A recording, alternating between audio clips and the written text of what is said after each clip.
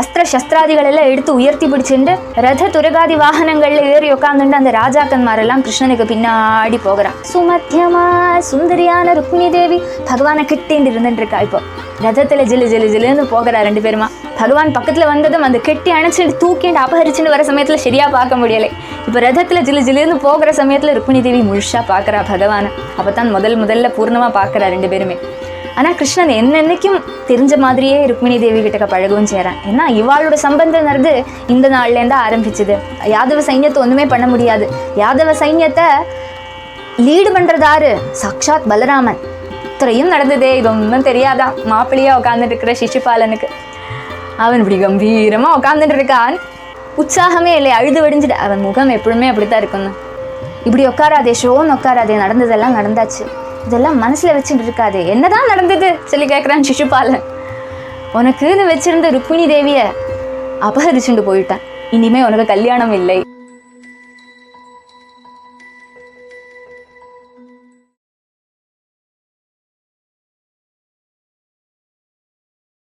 ஜன்மாத்யஸ்ய யதோன்வயாதி தரதச்சார்த்தேஷ்வபிஜ்ஞஸ்வராட் तेने ब्रह्महृदाय आदिकवये मुह्यन्ति यत्सूरय तेजो वारिमृतां यथा विनिमयो यत्र सर्गो मृषा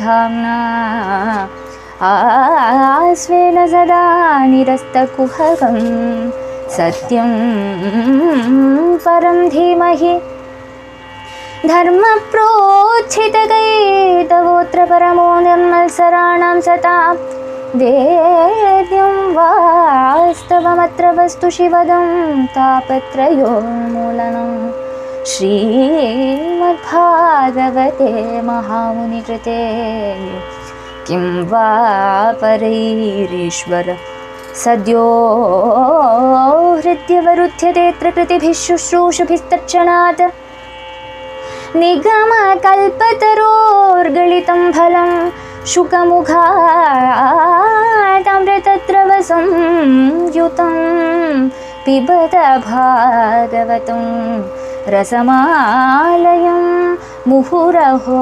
रसिकाय भुवि भावुका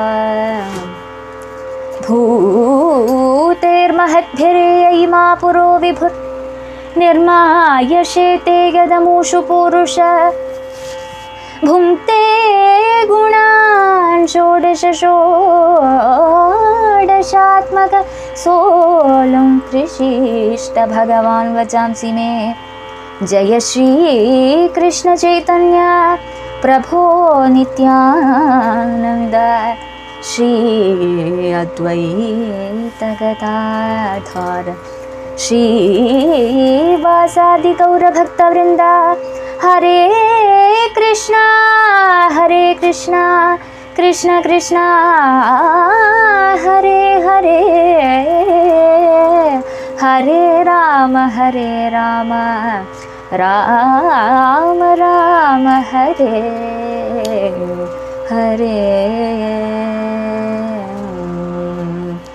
गोपिका जीवनस्मरणं गोविन्द गोविन्द.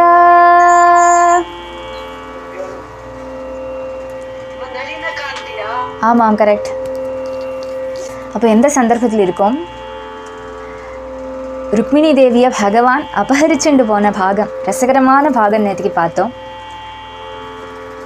ருக்மிணி தேவி அம்பிகா தேவியோட கோவிலில் போய் தேவியை பிரசாதிப்பிச்சுண்டு தேவி பூஜை பண்ணினதுக்கப்புறம் இறங்கி வர அந்த ருக்மிணி தேவியோட அழகை வர்ணிக்கிறார் 2 ஸ்லோகங்களில். வீரமோகினி சொல்லி சொல்கிறா.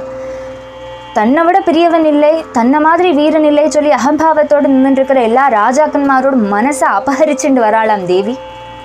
எல்லாரோட மனசையும் அப்படியே மோகிப்பிச்சுண்டு அவள்லாம் அப்படியே மயங்கி விழுற அந்த தேவியை ஒரு தடவை பார்த்ததுமே அவ்வளோ அழகா. சாக்ஷாத் ஸ்ரீதேவி அல்லவா, அதுவும் ஒரு சாட்சாத்காரம். அப்படியே அழகா நிறைய பூவெல்லாம் சூடிண்டு அழகா பின்னல் போட்டு பின்னிண்டு குண்டலங்கள் தரிச்சுண்டு ஹாரம் பதக்கம் எல்லாம் தரிச்சுண்டு கழுத்தில் பதக்கம் எல்லாம் போட்டுண்டு நெத்தி நிறைய குங்குமம் சூடிண்டு தாழ பார்த்துண்டு பூமியை பார்த்துண்டு ஹம்சகதி போட்டுண்டு தேவி அப்படியே அந்த கோவிலேருந்து வெளியில் இறங்கி வரா. அப்படியே இறங்கி வர அந்த தேவி கிருஷ்ணனை பார்க்கணும்னு சொல்லி ஆசை ருக்மிணிக்கு. இதுவரை பார்த்ததில்லை. சின்னத்துலேருந்து பகவானை பற்றி நிறைய கேட்டிருக்கா சாதுக்களோட முகத்துலேருந்து. இதுவரை பகவானை பார்த்ததில்லை. பகவானை பார்க்கணும்னு சொல்லி ஆசை வந்து விடுது. அங்கே நிறைய ராஜாக்கன்மாரெலாம் நிறையா நிற்கிறாளே, அதில் பகவானும் நின்றுட்டுருப்பானே, தனக்காக நின்றுட்டுருப்பானே, தன்னை எடுத்துகிட்டு போகிறதுக்காக நின்றுட்டுருப்பானே, பகவானை பார்க்கணுமே சொல்கிற ஆசையாம் ருக்மிணி தேவிக்கு. அப்போ தன்னோட முகத்தில் அப்படியே நிறைய தலைமுடியெல்லாம் இப்படி முன்னாடி வந்து நிற்கிறது. அதெல்லாம் மாற்றிக்கிற வியாஜத்தில் இப்படி கையால் இப்படி மாற்றிக்கிற சமயத்தில் அப்படியே பார்க்குறா. கண்ணை உருட்டி கண்ணை சுழட்டி ஒரு பார்வை பார்த்தா அந்த பார்வையிலே சொக்கி போய் எல்லா ராஜாக்கன்மாரும் நிற்க. அதோ தூரத்தில் ஒரு கருட கொடி பறக்கக்கூடியதான ஒரு ரதத்தில் பகவான் நின்றுட்டுருக்கான். நீலமேக சியாமசுந்தரனா பகவானும் பார்க்குறான். கண்ணோட கண்ணை கவ்விக்கிறா ரெண்டு பேருமே. ருக்மிணி தேவி மனசில் இச்சிக்கிறா பகவான் பக்கத்தில் போய்விடணும், பகவான் தன்னை இந்த க்ஷணமே எடுத்துகிட்டு போகணும்னு சொல்லி. ருக்மிணி தேவி மனசில் இச்சிக்கிறத தெரிஞ்சுண்ட அந்தரியாமியான பகவான் என்ன பண்ணுறான்? தாம் ராஜகன்யாம் ரதமாருருக்ஷதீம் ஜஹார கிருஷ்ணோ த்விஷதாம் சமீக்ஷதா ரதம் சமாரோப்ய சுபர்ணலட்சணம் ராஜன்ய சக்ரம் பரிபூய மாதவஹ தாம் ராஜகன்யாம் ரதமாருருக்ஷதீம். எவ்வளோ தடவை சொன்னாலும் போராது இந்த ஸ்லோகம். அப்படியே கட அந்த ரதத்தை அப்படியே வாயு வேகத்தில் ஓட்டின்னு வந்து ருக்மிணியை ஒரு சுற்றி ருக்மிணி தேவியை கையால் அப்படி ருக்மிணி தேவியோட கை அப்படியே அபகரிச்சுண்டு அப்படியே பிடிச்சி இழுத்தி ஆலிங்கனம் பண்ணிட்டு கிருஷ்ணன் அப்படி தூக்கிண்டு போனேன், கெட்டி அணைச்சி தூக்கிண்டு போனேன். அந்த ஒரு காட்சியை எப்படி தான் வர்ணிக்கிறது? அது நின்று பார்த்த வாழ்வு பாக்கியமே பாக்கியம். அப்படி சுபர்ண லட்சணம் சொல்லிங்க சொல்கிறேன். கருட லாஞ்சனம் இருக்கக்கூடியதான அந்த ரதத்தில் அப்படியே ஜகஜகான்னு வந்து அப்படியே ருக்மிணி அபகரணம் பண்ணிட்டு ஜில்லுன்னு பகவான் வாட்டில் போயிட்டான். இதை பார்த்துட்டு இருக்கிறவாள் ஒரு க்ஷணம் திகச்சு போயிது. என்ன நடந்தது இங்கே? இப்படியும் ஒரு ஆச்சரியகரமான காட்சி உண்டா சொல்லி எல்லாரும் ஆச்சரியத்தோடு பார்த்துட்டு நிற்கிறா, வாயை பொழிச்சுன்னு நிற்கிறா. அத்தனைக்கு எல்லா ராஜாக்கன்மாரும் நிறையா நின்றுருந்தாலே எல்லாருமே வாயை பொழிச்சுட்டு பார்த்துட்டு இருந்தாலும் கிருஷ்ணன் ருக்மிணியை எடுத்துகிட்டு போகிறது. யாருக்குமே ஒன்றுமே பண்ண முடியலையா? ஏன்னா அந்த காட்சியே அவ்வளோ அழகாக இருக்கா. அப்படி ருக்மிணியை ஆலிங்கனம் பண்ணிட்டு ரதத்தில் ஜெகஜகான பகவான் கிளம்பி போயிட்டான். எல்லாருமே அங்கே நின்றுட்டுருக்கா. கொஞ்சம் க்ஷணத்துக்கு அப்புறம் தான் அவளுக்கே ரியலைசேஷன் வருது என்ன நடந்தது சொல்லி அவளே ப்ராசஸ் பண்ணுறா பிரெயினில். அவள் என்ன சொல்கிறா? இப்படி நமக்குன்னு சிசுபாலனுக்குன்னு வச்சதான இந்த கன்யகையா அவன் எடுத்துட்டு போயிட்டானே, கோபாலன் எடுத்துட்டு போயிட்டானே சொல்லி அவள் சொல்லறா இல்லையா? அஹோ கஷ்டம், நம்ம எல்லாம் நிந்திக்கத்தக்கவாளா ஆயிட்டோமே. நமக்கு இவ்வளோ பல பராக்கிரமம், இவ்வளோ சைன்யம், இவ்வளோ ஆயுத பலம் எல்லாம் இருந்துட்டும் ஒரு கோபாலன் அந்த கன்னிகையை அபகரிச்சுட்டு போயிட்டானே, நம்ம முன்னாடியே அபகரிச்சுட்டு போயிட்டானே, நமக்கு தடுக்க முடியலையே. இதை விட பெரிய ஒரு அபமானம் உண்டா சொல்லி அவள்லாம் கத்துறா. அஹோ கஷ்டம் சொல்லி தலையில் அடிச்சுக்கிறாங்க இருக்கிறவா எல்லாருமே. அப்படி நின்னது நேற்று அத்தியாயம். இன்னைக்கு அதுக்கப்புறம் என்ன சம்பவிச்சது? பகவான் ருக்மிணி தேவியை அழிச்சுட்டு போயிடுறான் ரதத்தில். அதுக்கப்புறம் இந்த ராஜாக்கன்மாரில் என்ன பண்ணறான்னுள்ளது இந்த அத்தியாயத்தில் ஆரம்பிக்கிறோம். ஓம் நமோ பகவதே வாசுதேவாய. अध चतुष्पञ्चाशत्तमोऽध्यायः श्रीशुक उवाच इति सर्वे सुसंरब्धा वाहनारुह्य दंशिताः स्वैर्बलैः परिक्रान्ता अन्वीयुर्धृतकार्मुकाः इति सर्वे सुसंरब्धा. இந்த விதம் ராஜ சமூகத்தில் இருக்கிற ராஜாக்கன்மாரெல்லாம், பலிஷ்டன்மாரான ராஜாக்கன்மாரெல்லாம் தமிழில் பேசிண்டு அவளுக்கு அதிகமான குரோதம் வந்து கொடுத்து இப்படியும் நம்ம முன்னாடி எடுத்துகிட்டு போயிடுவானா, அவனை சரியான ஒரு பாடம் படிப்பிக்கணும்னு சொல்லி நினச்சிண்டு யுத்தத்துக்கு வேண்டதான காரியங்கள் எல்லாம் உருக்கி வச்சுண்டு அவள் எல்லாருமே சைன்யத்தோடு தானே வந்திருக்கா. அஸ்திர சஸ்திராதிகள் எல்லாம் எடுத்து உயர்த்தி பிடிச்சிண்டு கிருஷ்ணனை இன்னைக்கே தோல்பிக்கணும்னு சொல்லிட்டு ருக்மிணியை திருப்பி கூட்டிட்டு வரணும்னு சொல்லிட்டு ரத துரகாதி வாகனங்களில் ஏறி உட்காந்துட்டு அந்த ராஜாக்கன்மாரெல்லாம் கிருஷ்ணனுக்கு பின்னாடி போகிறா. கிருஷ்ணனை சேஸ் பண்ணிட்டு எல்லாருமே போகிறா. தானாபததாலோக்ய யாதவானிகயோதபஹ தஸ்துஸ்தத் சம்முகா ராஜன் விஸ்ஃபூர்ய ஸ்வதனூஷிதே தானாபதத ஆலோக்ய. என்ன சம்பவிக்கிறது? இப்படியே அந்த ராஜாக்கன்மாரெல்லாம் கிருஷ்ணனை சேஸ் பண்ணிட்டு இப்படியே ஓடுறா. ஜராசந்தன் தான் அதில் முக்கியம். அப்படியே ஜராசந்தனோட லீடர்ஷிப்பில் பாக்கியுள்ள எல்லா ராஜாக்கன்மாருமே யாதவ சைன்யத்தோட முன்னாடி போயிட்டு இருக்கிற கிருஷ்ணனை துரத்திட்டு போகிறா. அவளெல்லாம் வில்லுகளில் நிறைய அம்புகளை பொருத்தி பகவானுக்கு நேரம் வந்து சரவர்ஷம் பண்ணறா. ஞான் வெளிச்சண்டு டங்காரம் பண்ணிகிட்டே வராவா. அவள் கையில் இருக்கிற தனுஷில் சங்காரம் பண்ணிட்டு அந்த ஞான் இப்படி இப்படி இழக்கின்றே வரா. தாங்கள் வரோம், தாங்கள் யாரையும் பயந்துக்கிறது இல்லை, தாங்கள் யுத்தத்துக்காக வரோம்னு சொல்லி காட்டிகிட்டே அவளில் ஓடி வரா. சரவர்ஷம் பண்ணலாம்னு சொல்லி அம்பை பொருத்தி பகவானுக்கு நேர எய்ம் பண்ணி விடறா.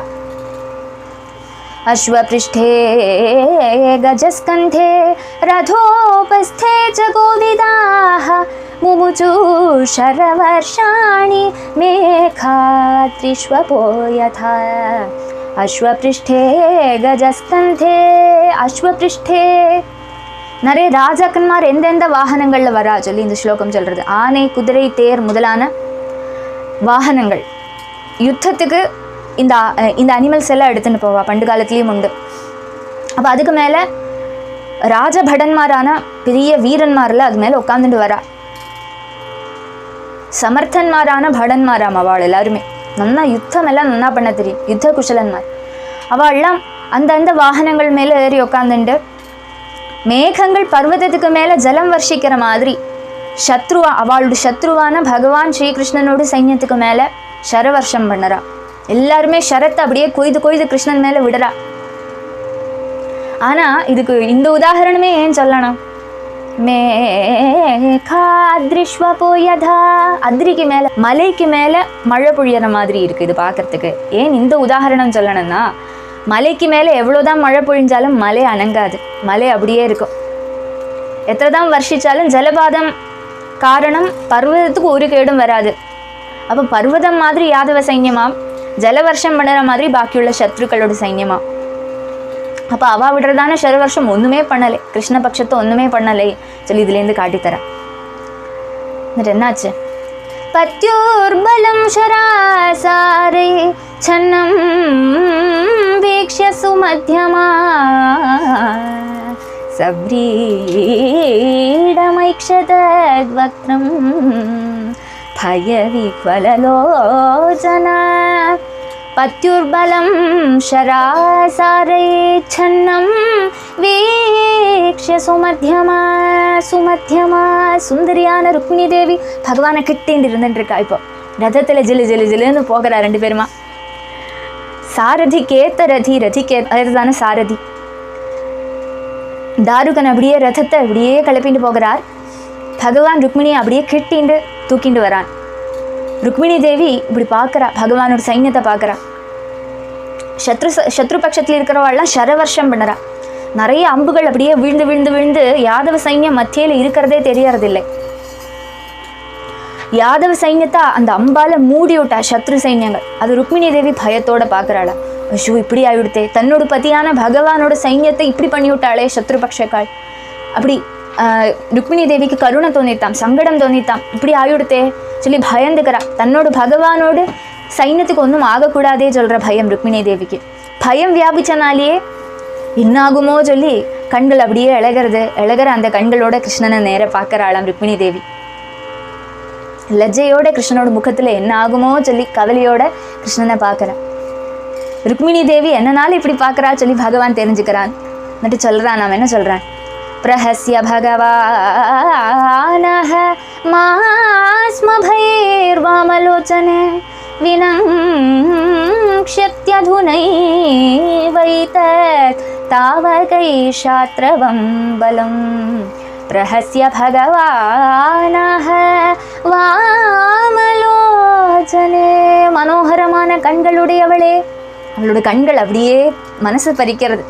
அதனால அதை பார்த்தே பகவான் சொல்லறான், வாமலோச்சனே அழகான கண்களுடையவளே. மா பைஹி ஸ்ம, பயப்படாதே, ஒன்றும் ஆகாது. அதுனா ஏவ, இப்போ தன்ன தாவகைஹி உன்னோட சம்பந்திகளான இந்த சைன்யங்களை ஏதத் சாத்ரவம் பலம் இந்த சத்ரு சைன்யம் வினங்க்ஷ்யதி நசிப்பிக்கும். பயந்துக்காதே, ஒன்றும் ஆகாது. அப்படியே சிரிச்சுண்டே பேசுகிறான் நம்ம கிருஷ்ணன். பிரஹஸ்ய பகவானாக சிரிச்சுண்டே கிருஷ்ணன் சொல்கிறான், பயந்துக்காதே. இந்த சின்ன விஷயத்துக்கே நீ இப்படி பயந்துக்கறையே. ஆத்தியமாக ருக்மிணி தேவி பகவானை க்ளோஸ்அப்பில் பார்க்குறா இல்லையா, 2 பேரும் பக்கத்தில் நின்றுட்டுருக்கா. ருக்மிணி தேவி தூரத்துலேருந்து தானே பார்த்தா, கொஞ்சம் முன்னாடி பகவான் பக்கத்தில் வந்ததும் அந்த கெட்டி அணைச்சிட்டு தூக்கிட்டு அபகரிச்சுட்டு வர சமயத்தில் சரியாக பார்க்க முடியலை. இப்போ ரதத்தில் ஜிலுன்னு போகிற சமயத்தில் ருக்மிணி தேவி முழுசாக பார்க்குறா பகவானை. அப்போ தான் முதல்ல பூர்ணமாக பார்க்குறா 2 பேருமே. ஆனால் கிருஷ்ணன் என்னென்னைக்கும் தெரிஞ்ச மாதிரியே ருக்மிணி தேவி கிட்டக்க பழகவும் செய்கிறான். ஏன்னா இவாளோட சம்பந்தம்ன்றது இந்த நாள்லேருந்து ஆரம்பிச்சுது. காலங்காலமாக ஸ்ரீயப்பதியாக பகவான் இருந்துட்டுருக்கான். பகவானை விட்டு 1 இன்ச்சு மாட்டா ஸ்ரீதேவி. பகவானோட பக்ஷஸ்தலத்திலே நித்தியவாசம் பண்ணக்கூடியவள் அல்லவா, அனபாயினி அல்லவா. அந்த தேவிக்கு பகவானை தெரியாதா, பகவானுக்கு தான் அந்த தேவியை தெரியாதா. ஆனாலும் ரசபுஷ்டிக்காக ருக்மிணி தேவி முதல்ல பகவானை பார்க்குற சமயத்தில் இந்த ஒரு கருணையோட ருக்மிணி தேவி பார்க்குற சமயத்தில் பகவானை ரஞ்சிப்பிக்கிறதாம் அந்த ஒரு கடாட்சம் பகவானோட ஹிருதயத்தில் ஆனந்தத்தை உண்டாக்குறதாம். அதனாலே கூப்பிடுறான், ஹே வாமலோச்சனே பயப்படாதே, ஒன்றும் ஆகாது. நம்ம சைன்யம் அந்த சைன்யத்தை இப்போ நசிப்பிச்சுடும், பார்த்துக்கோ, இப்படி பார்த்துட்டே இரு சொல்கிறா. யாதவ சைன்யத்தை ஒன்றுமே பண்ண முடியாது. யாதவ சைன்யத்தை லீடு பண்ணுறதாரு சாக்ஷாத் பலராமன், ஸ்ரீகிருஷ்ணன். இவாளோட ப்ரெசன்ஸில் ஒன்றுமே ஆகாது யாதவ சைன்யத்துக்கு சிரிச்சுண்டே பகவான் சொல்லுறேன். தேஷாம் தத்விக்ரமம் வீரா கத சங்கர்ஷணாதயः அம்ரிஷ்யமாணாராஜைர் ஜக்னோர்ஹய கஜான் ரதான்.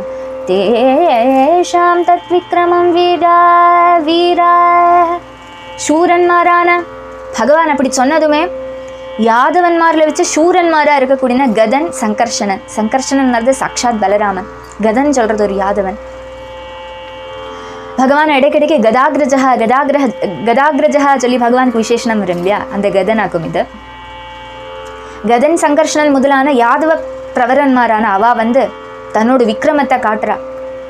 முன்னாடி வர அவ 2 பேரும் வந்ததுமே சத்ருக்கள் நடுங்க ஆரம்பிச்சு விட்டா.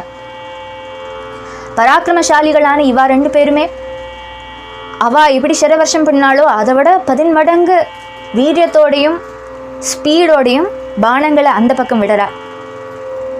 பானங்களை அப்படியே புங்கானுபுங்கமாக இவ வருஷம் பண்ண அந்த பக்கத்தில் இருக்கிற குதிரைகள், ஆனைகள், தேர்கள் எல்லாம் உடஞ்சு தாழ விழுறது, எல்லாம் நசிச்சு போகிறது. துஷிராம் சிரதினாம் அஸ்வினாம் கஜினாம் புவி சகுண்டலகிரீட்டானி சோஷ்ணிஷாணி ச கோட்டிஷः துஷிராம் சிரதினாம் ரதினாம் தேரில் இருந்துட்டுருக்கிறவா, அஸ்வினாம் குதிரைகளில் இருந்துட்டுருக்கிறவா, கஜினாம் ஆனைகளில் இருந்துட்டுருக்கிறவா, சகுண்டல கிரீட்டானி குண்டலங்களும் கிரீட்டங்களும் இதெல்லாம் தரிச்சுட்டு அங்கங்கே அந்தந்த வாகனங்கள் உட்காந்துட்டு இருக்கிறவாளோட மேலெல்லாம் அந்த சரங்கள் குத்தி ஏற சோஷ்ணிஷாணி தலையில் கட்டி இருக்கிற வஸ்திரங்களோடு கூடினவாளான அவா ஷிராம்சி கோடிஷः புவி பேதுஹு. கோடிக்கணக்குக்கு இത്രയും படன்மாரெல்லாம் எத்தனையோ அக்ஷௌகிணிகள் எல்லாமே பகவானை அட்டாக் பண்ணறா இல்லையா. பலராமனும் கதனும் விடக்கூடியதான அந்த சரவர்ஷத்தால் அவளோட தலையில் நிறைய ஆபரணங்கள் எல்லாம் போட்டுருக்கா, கிரீடங்கள் எல்லாம் போட்டுருக்கா. அதோட அந்த தலைகளும் தாழ விழறதான்.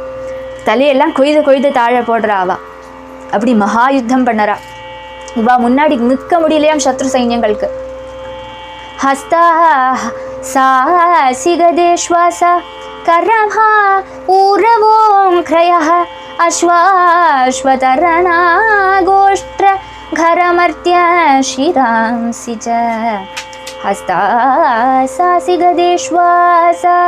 सासिगदेश्वासाः வாழ், கதை, வில்லு முதலான ஆயுதங்களை பிடிச்சுட்டு இருக்கிற ஹஸ்தங்கள், கைகள் அப்படியே தாழ விழறது.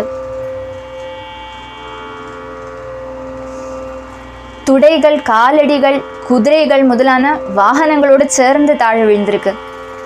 மனுஷன்மாரோட அங்கங்கள் எல்லாம் அப்படியே முறிஞ்சு கிடக்கிறது. தலை ஒரு பாகத்தில் கிடக்கிறது, கை ஒரு பாகத்தில் கிடக்கிறது, கால் ஒரு பாகத்தில் கிடக்கிறது. இப்படி அட்டு எல்லாமே விழுந்து கிடக்கிறது. இது யுத்தத்தோட பூமி. யுத்தம்னா இப்படி தான் இருக்கும். யுத்தத்தோட அந்த காட்சியை காட்டித்தரார் சுகபிரம்ம ரிஷி. அப்படி ஒரு மகா யுத்தம் பண்ணறா இவா 2 பேருமே. हन्यमान बलानिका वृष्णिभिर्जयकाङ्क्षिभिः राजानो विमुखा जग्मुर्जरासन्ध पुरस्सराः हन्यमान बलानिका. சைன்ய சமுதாயத்தை முழுவதுமே இந்த விதம் பராக்கிரமசாலிகளான விஷ்ணிகள் தோல்பிச்சு அப்படியே ஒடுக்கி விட்டா. தலைவன்மாரெல்லாம் அங்கே நின்றுட்டு பார்த்துட்டு இருக்கா. அவளோட சைன்யம் எல்லாம் போயிடுத்து. சைன்யத்தை நேதൃത്വம் அதெல்லாம் லீடு பண்ணக்கூடிய தலைவன்மாரை மாத்திரம் இவா வதிக்கலை. அவள் இன்னும் யுத்தத்துக்கு முன்னாடி வரலை, அதனால வதிக்கலை. சைன்யம் எல்லாம் தாறுமாற அங்கே விழுந்து கிடக்க அதை மெயினாக இதெல்லாம் லீடு பண்ணிட்டு ஆறு வரா ஜராசந்தன். ஜராசந்தன் இப்படி பார்க்குறான். ஐயோ, இப்படியும் யுத்தம் உண்டா சொல்லி நடுநடுங்கி போயிட்டானாம் ஜராசந்தன். இனி இங்கே இருந்தால் நம்ம பிராணனுக்கு ஆபத்து சொல்லி தோண்டி விட்டான். ஜராசந்தன் குடுகுடுன்னு திரும்பி ஓட்டம் திரும்பி போயிட்டானா. பின்ன யுத்தம் பண்ண வரலையாம். ஜராசந்தன் போனதை கண்டு பாக்கியுள்ளவாளும் போயிட்டாளாம். எல்லாருமே அப்படி பயந்துண்டு புறமதுகிட்ட எல்லாருமே ஓடி விட்டான். அப்படி அமோகமான வெற்றியோட யாதவ சைன்யம் வரது. சிசுபாலம் சமப்யேத்ய ஹ்ருததாரமிவாதுரம் நஷ்டத்விஷம் கதோத்சாஹம் சுஷ்யத்வதனமப்ருவன் சிசுபாலம் சமப்யேத்ய. இത്രയും நடந்ததே, இதொன்னும் தெரியாதான் மாப்பிள்ளையா உட்காந்துட்டு இருக்கிற சிசுபாலனுக்கு. அவன் இப்படி கம்பீரமாக உட்காந்துட்டு இருக்கான். ஆனாலும் உற்சாகமே இல்லை, அழுது வடிஞ்சிட்டு. அவன் முகம் எப்பவுமே அப்படித்தான் இருக்கணும். இந்த காரியம் தெரிஞ்சுதான் அவனோட முகம் இப்படி ஆகணும்னு இல்லை. அழுது வடிஞ்சுண்டு உற்சாகமே இல்லாகி சோம்பேறி மாதிரி உட்காந்துட்டு இருப்பான் எப்பவுமே. அப்போ அப்படி இருக்கிற சிசுபாலனை பார்க்கறதுக்கு வந்து இந்த ராஜாக்கன்மாரெல்லாம் வர. அவனும் இன்னைக்கு நமக்கு கல்யாணம் சொல்லி கம்பீரம் அப்படி உட்காந்துட்டு இருக்கான். நடந்ததொன்னும் தெரியாது, என்ன நடந்ததோ ஒன்றும் தெரியாது. அப்படியே இவன்கிட்ட சொல்லலாம்னு சொல்லி 2-3 ராஜாக்கன்மார் வரா. அவனும் ஆணவம் பிடிச்சவன். அப்படியே தாழ பார்க்குறதே இல்லை, யாரையுமே மைண்டு பண்ண மாட்டான். அப்படியே உட்காந்துட்டு இருக்கான். இவங்கிட்ட போய் என்னதான் சொல்கிறது, என்னோ ஆகட்டும் சொல்லி அவள் போயிட்டா. என்னதான் பண்ணுறது, இவங்கிட்ட போய் சொல்லணுமே. ஆனா இவங்கிட்ட 6 சொல்லணுமோ அந்த ஆள் வரா. 6 வரா. भो भो पुरुष शार्दूल दौर्मनस्यमिदं त्यज न प्रिया प्रिययो राजन् निष्ठा देहिषु दृश्यते भो भो पुरुष शार्दूल. அப்படியே பின்னாலேருந்து ஜராசந்தன் வந்து ஓங்கி ஒரு அடி அடித்தான் சிசுபாலனை. இப்படி உட்காராதுடா சிசுபாலா. சிசுபாலனுக்கு என்ன நடந்ததுன்னே தெரியாது. ஆனால் முதுகில் அடிச்சு என்ன இப்படி அடிக்கிறாள், என்ன சம்பவிச்சது சொல்லி கேட்குறேன். இப்போ ஜராசந்தன் சொல்கிறான், இப்படி உட்காராதே, ஷோன்னு உட்காராதே, நடந்ததெல்லாம் நடந்தாச்சு, இதெல்லாம் மனசில் வச்சுட்டு இருக்காது. என்னதான் நடந்தது சொல்லி கேட்குறான் சிசுபாலன். உனக்குன்னு வச்சிருந்த ருக்மிணி தேவியை அபகரிச்சுட்டு போயிட்டான், இனிமேல் உனக்கு கல்யாணம் இல்லை சொல்லி சிசுபாலன் கிட்ட சொல்கிறான் நான் ஜராசந்தன். ஜீவச்சவம் மாதிரி உட்காந்துட்டு இருக்கான் சிசுபாலன். என்னதான் பண்ணுறது, தலையில் கை வச்சுட்டு அஷு இப்படி ஆயிடுத்தே சொல்லி தலையில் அடிச்சுக்கிறான் சிசுபாலன். ஓன்னு அழ ஆரம்பிச்சு விட்டான். அப்படியே எல்லாம் சங்கடம் வந்து கொடுத்து சிசுபாலனுக்கு. இப்படி எனக்கு கல்யாணம் எல்லாம் தீர்மானம் பண்ணி வச்சு கன்னியைக்கு அபகரிச்சுட்டு போயிட்டா. 6 அபகரிச்சுட்டு போயிட்டா சொல்லி கேட்குறான் சிசுபாலன். அப்போது மெல்ல ஜராசந்தன் சொல்கிறான், கிருஷ்ணன் அபகரிச்சுட்டு போயிட்டான். கிருஷ்ணனா சொல்லி சிசுபாலன். நீங்கள்லாம் ஏன் போய் தடுக்கலை சொல்லி கேட்குறான். இப்போது ஜராசந்தன் சொல்கிறான், அந்த கிருஷ்ணன்னா யாருக்கும் தடுக்க முடியாது. எவ்வளோ தடவை நான் தடுக்க ശ്രമിச்சேன், என்னால் முடிஞ்சதா. தென் ஜராசந்தன் சொல்லுறான், நடந்ததெல்லாம் நடந்தாச்சு, இதை பற்றி இனி நீ வியசனிக்க கூடாது ஹே சிசுபாலா. புருஷ ஷார்தூல, புருஷன்மாரிலே வச்சு ஸ்ரேஷ்டனாக இருக்கக்கூடியவன் அல்லவா நீ. இந்த தௌர்மனஸ்யம் உனக்கு இருக்கக்கூடாது, இந்த விஷாதம் உனக்கு இருக்கக்கூடாது. அதை தியஜ, உபேட்சிச்சுடு. இதை வச்சுட்டு இருக்காது, நீ ராஜாதிராஜா அல்லவா. பிரியத்தையும் அப்பிரியத்தையெல்லாம் சமமாக காணணும் சொல்லி அந்த தத்துவோபதேசம் எல்லாம் பண்ணறானா. துரகங்காரம் வந்துட்டு தலைக்கு ஏறுற சமயத்தில் துஷ்டாளாக இருந்தாலும் தத்துவஞானம் பண்ணுவா. அது வந்து கம்சனோட பாகத்திலே நம்ம பார்த்துருக்கோம் இல்லையா. தேவகி வசுதேவாள்கிட்ட கம்சன் தத்துவோபதேசம் பண்ணுற ஒரு அத்தியாயம் பார்த்துருக்கோம். அப்படிப்பட்ட அசத்துக்களுக்கும் அவளுக்கு கையை மீறி காரியங்கள் போயிட்டோன்னா அவள் வந்து அவளையே இகழ்த்திக்க மாட்டாள். தான் இப்படி பண்ணிவிட்டோமே, தன்னோட சக்தி குறைவாளியாகுன்னு சொல்லி அவள் தன்னைத்தானே தாழ்த்திக்க மாட்டாள். அவளுக்கு அப்பழும் அந்த அகங்காரம் இருந்துகிட்டே இருக்கும். அவள் என்ன சொல்லுவான்னா, காலத்தை படிப்பாள், காலத்தோடு கேடாக்கும், இந்த காலத்தில் நமக்கு ஜெயிக்கணும்னு சொல்லி தலையில் இல்லை, அதனால அந்த தலையெழுத்து இல்லாதனாலேயாக்கும் இப்படி ஆயிடுத்து சொல்லி காலத்தை படிப்பாள். அது மாதிரியே ஜராசந்தன் வந்து சிசுபாலனை சமாதானப்படுத்துகிறான். ஹே புருஷஸ்ரேஷ்டா, நீ ஆகிரகிச்சதான பாரியே உனக்கு இனி கிடைக்காது. அந்த கிடைக்காது சொல்கிற அந்த காரியத்தை நினச்சி சங்கடப்பட்டு இருக்காது. காரணம், சகல தேகிகளுக்கும் சில சமயத்தில் சுகம் வரும், சில சமயத்தில் துக்கம் வரும். இது லோகத்தோட ஸ்வபாவமாக்கும். சுகமோ துக்கமோ ஒரே விதத்தில் எடுத்துக்கணும், சமமாக இருந்துட்டு இருக்கணும். அப்படி இருக்கிறவாளுக்கு தான் ஜெயிக்க முடியும். அதனால இப்போ நேரிட்டதான இந்த பெரிய துக்கத்தை ஆலோசனை பண்ணிட்டு சங்கடப்பட்டு இருக்காதே சொல்லி சிசுபாலன் கிட்டக்க ஆறுதல் ஓதுறானாம் ஜராசந்தன். யதா தாருமயி யோஷிம் நிருத்யதே குஹகேச்சயா ஏவம் ஈஸ்வர தந்திரோயம் ஈஹதே சுக துக்கயோஹ யதா தாருமயி யோஷித். இந்த ஜீவலோகங்கள் சுதந்திரம் அல்ல, பராதீனமா இருக்கு. கழிப்பிக்கிறவனோடு இஷ்ட பிரகாரம் இருக்கிற மரப்பாவை மாதிரியாக்கும் நம்ம எல்லாருமே பப்பெட்ஸ் ஆக்கும். சர்வேஸ்வரன் நம்மளை வச்சு கழிச்சுட்டு இருக்கான். அந்த ஈஸ்வரனோட இஷ்டம் அனுசரித்து ஒவ்வொன்றும் நடக்கும். அந்த ஜீவனுக்கு சுகம் துக்கம் முதலானவை எல்லாம் வந்து சேரும். ஜீவனோட ஜன்மாந்தர கர்ம பலம் நிமித்தமாக ஒவ்வொன்றும் உண்டாகிறது. நம்ம பண்ணின கர்மத்துக்கு அனுசரித்து தான் நமக்கு சுகமோ துக்கமோ வந்து சேர்றது. அதனால இதெல்லாம் நம்ம கையில் இல்லை, நம்ம கை விட்டு போனதான விஷயம். துக்கம் உண்டாகிற சமயத்துல தன்னை துக்கம் பாதிக்கிறது சொல்ற அந்த பாவத்தோடு இருந்துட்டு இருக்கக்கூடாது. தனக்கு துக்கம் உண்டாகணும்னு சொல்லி ஆகிரகிக்கிறவா லோகத்துல யாருமே இல்லை. அதனால துக்க ஹேதுக்களா இருக்கக்கூடியதான இந்த காரியங்களை காரியமா கணிச்சிக்கவே கூடாது எல்லாம் சொல்லி என்ன சொல்லுவா தத்துவோபதேசம் பண்ணுறேன். இந்த வியாபாரங்கள்ல ஏற்படுறதுனால தான் ஜீவனுக்கு துக்கமோ சுகமோ வந்துட்டு இருக்கு. இதுலேருந்து என்ன புரியறது? ஜீவன் சுதந்திரன் அல்ல. எப்போ நம்ம கையை விட்டு போன காரியமாக்கும் இது சொல்லி தெரிஞ்சாச்சோ அந்த க்ஷணமே அந்த காரியத்தை நம்ம விட்டு விடணும். அதிலே தூங்கி பிடிச்சுட்டு இருக்கக்கூடாது நல்லா சொல்லி ஜராசந்தன் எல்லாமோ தத்துவங்கள் எல்லாம் உபதேசிக்கிறான் சிசுபாலனுக்கு. शौरे सप्तदशाहं वै संयुगानि पराजितः त्रयोविंशतिभिः सैन्ये जिज्ञेकमहं परं शौरे सप्तदशाहं वै अहं वै. என்னோட பத்னி ஆகண்டவளான ருக்மிணி தேவி ஆறு அபகரிச்சுட்டு போனா? கிருஷ்ணன் அபகரிச்சுட்டு போனா. ஆறு? துவாரகாதீசனான கிருஷ்ணன் அபகரிச்சுட்டு போனான். எந்த கிருஷ்ணன்னா, நான் 17 தடவை இந்த கிருஷ்ணன் கிட்ட யுத்தம் பண்ண போனேன். 23 அக்ஷௌகிணியை திரட்டிண்டு ஒரு தடவையும் கிருஷ்ணன் என்னை தோல்பிச்சு புறமத்துக்கிட்டு ஓடி 18ஆமத்த தடவை தான் அவனை நான் ஓட வச்சேன். அப்போ இவ்வளோ தடவை நான் ஓடினேன்னா அவனோட பராக்கிரமத்தை நீ ஆலோசனை பண்ணி பாரு. கிருஷ்ணன் கூட யுத்தம் பண்ணி நம்ம தோட்டாலும் அது நமக்கு பெருமையாக்கும் சொல்லி ஜராசந்தன் சொல்லிக்கிறேன். கிருஷ்ணன் கிட்ட தோட்ட அது பெருமை அல்லவோ சொல்லி பேசிக்கிறேன். காரணம் அவனுக்கு பராக்கிரமம் இருக்கான், அப்படியெல்லாம் சொல்லிக்கிறேன். அப்போ இன்னைக்கு இல்லைன்னா நாளைக்கு நம்ம ஜெயிக்கத்தான் செய்வோம். நான் 17 தடவை தோட்டு போனேன்னா 18ஆமத்து தடவை நான் ஜெயிச்சேனா இல்லையா? அது மாதிரி இன்னைக்கு இல்லைன்னா நாளைக்கு உனக்கும் ஜெயிக்க முடியும். அதனால இது காலத்தோட பிரச்சனமாக்கும். உனக்கு கெட்ட காலம், அதனால நீ உனக்கு இப்போ பருத்ததான அவமானம் வந்திருக்கு. ஆனால் வெயிட் பண்ணின்ற நல்ல காலம் உனக்கும் வரும். இவனை டாக் ஹேஸ் அ டே சொல்லுவா இல்லையா? அது மாதிரி உனக்கும் நல்ல காலம் வரும்டா சிசுபாலா, அப்படியே உடஞ்சி போய் உட்காராதே சொல்லி சிசுபாலனுக்கு ஜராசந்தன் உபதேசம் பண்ணறான். ததாப்யஹம் ந சோச்சாமி ந பிரஹிஷ்யாமி கர்ஹிசித் காலேன தெய்வயுக்தேன ஜானன் வித்ராகிதம் ஜகத் ததாப்யஹம் ந சோச்சாமி. அப்படி இருந்தாலும் ஈஸ்வர பிரேரிதமாக இருக்கக்கூடிய காலத்தை அனுசரிச்சுட்டு பிரவர்த்திக்கணும். நம்ம எல்லாருமே காலத்தை அனுசரிச்சுட்டு தான் ஒரு காரியங்கள் பண்ணிட்டு இருக்கோம்.